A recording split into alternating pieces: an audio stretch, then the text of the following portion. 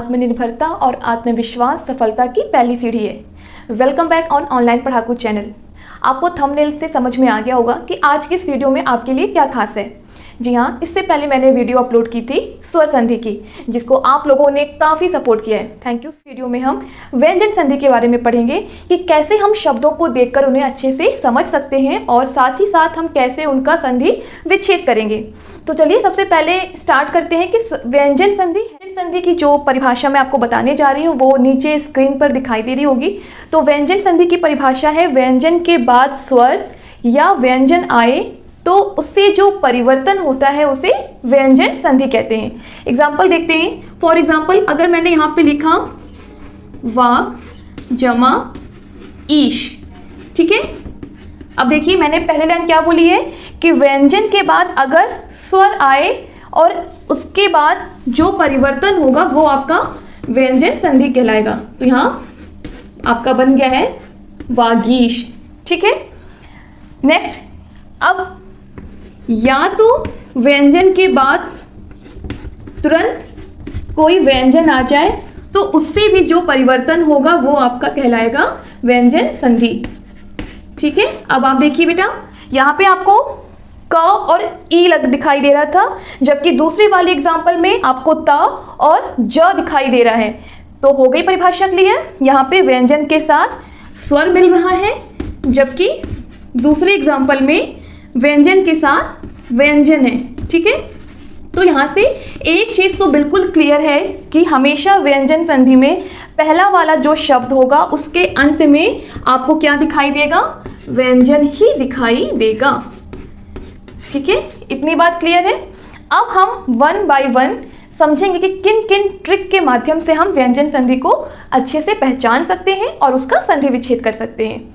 Trick है ग को क में बदलना। इस ट्रिक को मैं शुरू करूं उससे पहले आपको एक इंपॉर्टेंट चीज बता दूं कि बेटा व्यंजन संधि में हमेशा आपको वर्ण के नीचे हलंत लगाना ही है, ठीक है। तो इसलिए यहाँ पे ग और क में आप देख रहे हैं हलंत लगा हुआ है। अब आपको किसी भी अगर संधि शब्द में बीच में ग लिखा हुआ दिखाई दे तो उसको आपको क में बदलना है, और यदि संधि विच्छेद हुआ है और अंत में क है तो आपको उसको ग में बदलना है, ठीक है। एग्जाम्पल देखते हैं। जैसे मान लीजिए यहाँ पर एग्जाम्पल है दिगंबर, ठीक है। अब आप देख रहे हैं यहाँ पे शब्द के बीच में क्या आया हुआ है, ग आया है। तो इसका मतलब ये आप इसको किस में चेंज करेंगे, क में, ठीक है। तो यहां हो जाएगा आपका दिक जमा अंबर। आ गई बात समझ में। गा को हमने क में चेंज कर दिया है। एक और एग्जांपल देखते हैं। दिक दर्शन। अब इसका संधि विच्छेद क्या होगा, दिक ग को क में चेंज करना है और ये हो जाएगा दिक जमा दर्शन। हो गई बात क्लियर। अब इन एग्जांपल्स को देखकर आपके माइंड में एक क्वेश्चन जरूर आ रहा होगा, वो क्या कि मैम जब यहाँ पे गा था तो आपने क लिखा हलंत लगाया, और वही चीज जब यहाँ पर है तो सेम यहाँ पे जब क में हलंत लगाए तो यहाँ पे आधा ग कैसे है। तो मैं आपको बताती हूँ बेटा, ये क है, ये आधा है, ठीक है। तो जब ये अ से यानी स्वर से मिल गया तो ये जो ग है वो हमारा पूरा बन गया है, ठीक है। जबकि दूसरे वाले एग्जाम्पल में ये जो क है आधा है और यहाँ स्वर नहीं है बल्कि क्या है, व्यंजन यानी कि द है। तो इससे मिलके ये पूरा नहीं हो सकता है, इसीलिए यहाँ पर हमने ग को आधा लिखा है। आ गई बात समझ में। अब चलते हैं हम अपने दूसरे ट्रिक पर। हमारी क्या है कि यदि आपको संधि शब्द में आधा च, आधा ज, आधा ट, आधा ड, आधा द, आधा न और आधा ल दिखाई दे तो वो किस में बदल जाता है, आपके आधे ता में बदल जाएगा, ठीक है। अब कैसे बदलेगा हम एग्जाम्पल देख लेते हैं। तो सबसे पहले मैं आपके सामने च का एग्जाम्पल लेती हूँ। जैसे मान लीजिए हमारे पास शब्द है उच्चारण, ठीक है। अब आप देख रहे हैं इस शब्द में आधा च आया है। ध्यान रखिएगा मैं आधे वर्ण की बात कर रही हूँ कि सिर्फ आपको आधे वर्ण को किस में चेंज करना है, त में, ठीक है। अब तो यहाँ क्या हो जाएगा संधि विच्छेद, उत जमा चारण। व्यंजन संधि सबसे इजी है, सिर्फ आपको वर्णों को चेंज करना है, बाकी के वाले शब्दों को एज इट इज लिख देना है।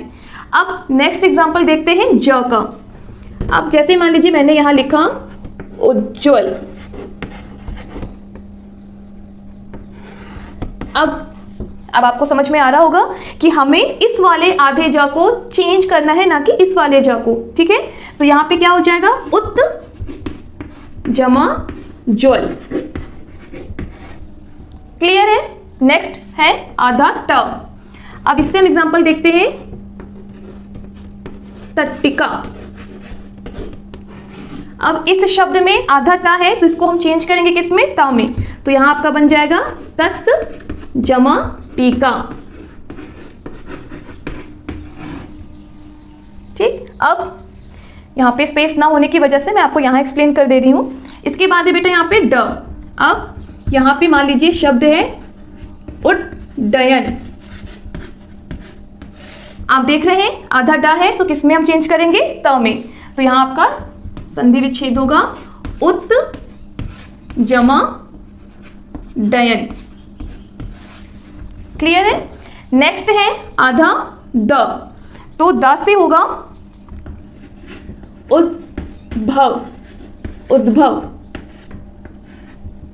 उद्भव है तो द को हम चेंज करेंगे तो क्या बन जाएगा, उत जमा भव। इजी है, समझ में आ रहा होगा आपको। नेक्स्ट है आधा न। तो मैं कोशिश करती हूं कि मैं आपको यहां पे एक्सप्लेन कर दूं, क्योंकि इसी में सारे लिखे हैं और सारे एग्जाम्पल इसी पे रहेंगे तो आपको इजीली समझ में आएगा। न से है एग्जाम्पल लेती हूं मैं उन्नति। अब आप बता सकते हैं कि उन्नति का संधि विच्छेद क्या होगा। बहुत से लोग कह रहे होंगे मैम समझ में आ रहा है, उत जमा नति। जिन्होंने अगर ये आंसर सोचा है तो वो बहुत ही राइट है, उनको बहुत अच्छे से समझ में आ रहा है। ठीक है, लास्ट है हमारा ल। अब ल से हम ले सकते हैं उल्लास। अब देखिए बेटा इस शब्द में भी इस ला के पहले आधा ला आ रहा है तो इसको हम चेंज करके क्या लिखेंगे यहाँ पे, उत जमा लास। ठीक है, उत जमा लास। हो गए सारे एग्जाम्पल, आ गए आपको समझ में। एक बार फिर से मैं रिपीट कर दे रही हूं कि अगर आपको शब्द में कहीं भी आधा च, ज, आधा ट, ड, द, न, ल दिखाई दे तो आपको सिर्फ वहां पे चेंज करके त लिखना है। ठीक है, अगर संधि विच्छेद है तो आप उसके पहले आधा च, आधा ज, आधा ट लिखेंगे, और अगर संधि दिया हुआ है, संधि विच्छेद करना है तो इसकी जगह आपको त करना है। ठीक है, क्लियर है। अब चलते हैं अपने नेक्स्ट ट्रिक। आपको संधि शब्द के बीच में ज दिखाई दे तो संधि विच्छेद करते समय आपको उसे च में बदल देना है। एग्जाम्पल देखते हैं अजंत। ठीक है, अब आप देख रहे हैं बेटा कि शब्द के बीच में ज आया हुआ है तो यहां पे इसका संधि विच्छेद हो जाएगा अच जमा अंत। ठीक है, वो कहती है कि अगर आपको संधि शब्द में कहीं भी बीच में ड दिखाई दे तो उसको आपको ट में चेंज कर देना है। एग्जाम्पल देखते हैं षडा नन। ठीक है, तो यहां पे हो जाएगा आपका डा को ट में चेंज करेंगे षट जमा आनंद। क्लियर है। नेक्स्ट है षडमुख। ड है इसको ट में चेंज करेंगे तो बन जाएगा षटमुख। आई होप आपको सब अच्छे से कंटेंट समझ में आ रहा होगा। अब इसके बाद जो ट्रिक है उसको हम देख लेते हैं। प्रीवियस थर्ड नंबर पे जो ट्रिक बताई थी, ज को च में चेंज कर देते हैं, तो बाय मिस्टेक मैंने ज के नीचे हलंत नहीं लगाया था तो वहां पे मेरी मिस्टेक हो गई है। तो आप उस वर्ण के नीचे हलंत लगा कर उसको समझना। ठीक है, क्योंकि मैंने वीडियो की स्टार्टिंग में ही कहा था कि व्यंजन संधि में आपको हलंत लगाना ही लगाना है। ठीक है, अब नेक्स्ट है च। छ लिखें या हटाएं। अगर मान लीजिए च लिखा हुआ है और आपको संधि विच्छेद करना है तो वो वहां से हट जाएगा, और अगर संधि विच्छेद है, संधि शब्द बनाना है तो आप वहां पे छ लिखेंगे। अब आप सोच रहे होंगे मैम बोल क्या रही हैं, तो चलिए जैसे मैंने लिखा यहाँ पे स्व छंद।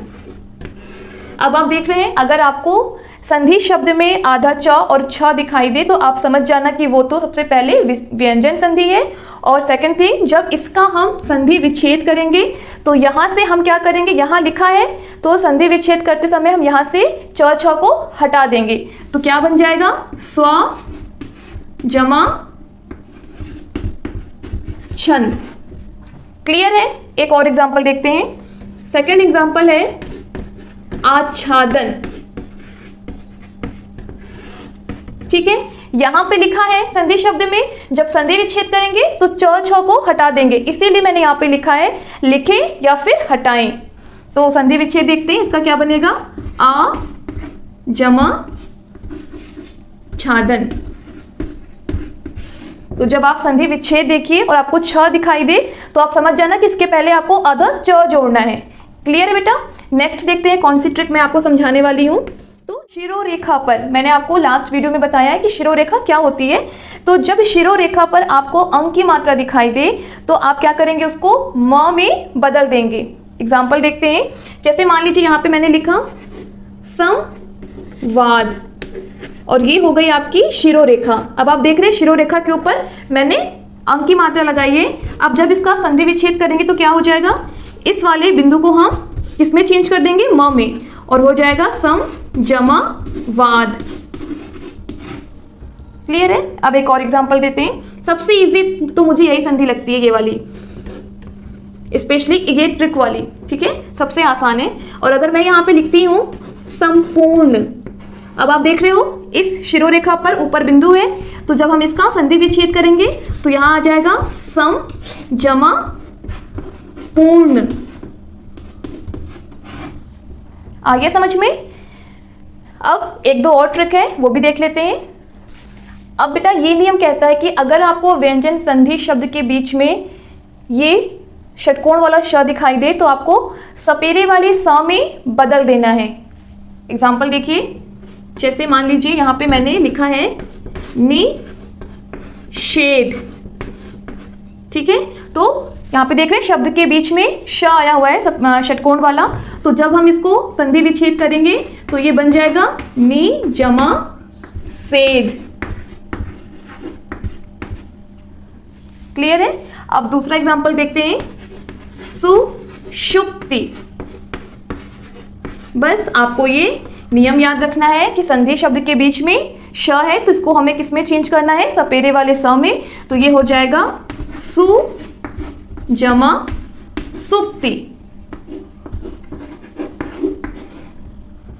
अब एक लास्ट देख लेते हैं जो बहुत ज्यादा इजी है, बहुत ज्यादा, मतलब आप तुरंत सॉल्व कर लेंगे चुटकियों में।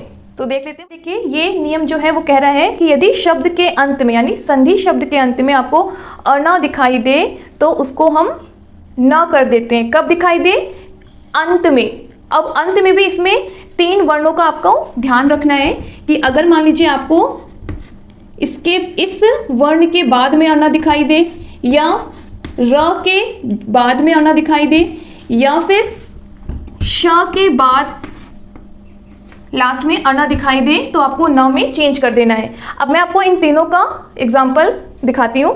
जैसे मान लीजिए लिखा है,